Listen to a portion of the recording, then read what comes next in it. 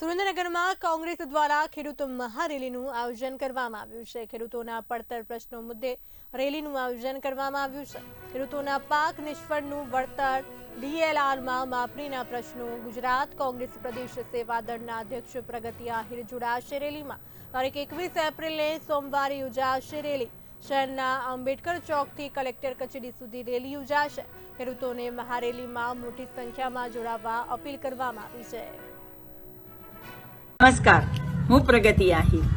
આપણે તો કંઈક એવું સાંભળ્યું હતું ને કે 2022માં ખેડૂતોની આવક બમણી થઈ જશે, હવાઈ ચપ્પલ પહેરેલા ખેડૂતો હવાઈ જહાજમાં ફરશે અને લીલા લહેર હશે ખેડૂતોને। પણ હકીકત શું છે? આજના ખેડૂતને જે સહાય મળવી જોઈએ અતિવૃષ્ટિના કારણે એ સહાય નથી મળતી। ડીએલઆરના વારંવાર ધક્કા ખાવા પડે છે। જમીન માપણીમાં ખેડૂતોની જે માં સમાન જમીન છે એ ઓછી થઈ જાય છે, એમની કોઈ તપાસ સરખી રીતે થતી નથી। વારંવાર ખેડૂત છે પીસાતો જાય છે આ સરકારમાં। ત્યારે સુરેન્દ્રનગરમાં નવસાદભાઈ સોલંકીના અધ્યક્ષ સ્થાને એક ખેડૂતની મહારેલીનું આયોજન કરવામાં આવ્યું છે।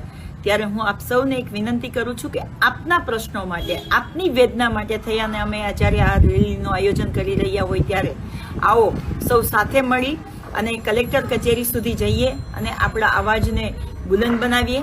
આ રેલીનું આયોજન એટલે કે 21 તારીખે સવારે 10 વાગ્યે સોમવારે આંબેડકર ચોકથી લઈ અને જિલ્લા કલેક્ટરની ઓફિસ સુધી જવાનું છે। તો હું પણ એમાં જોડાવાની છું। આપ સૌ પણ આવો, જોડાવો અને આપણી અવાજને બુલંદ બનાવીએ। જય જવાન, જય કિસાન।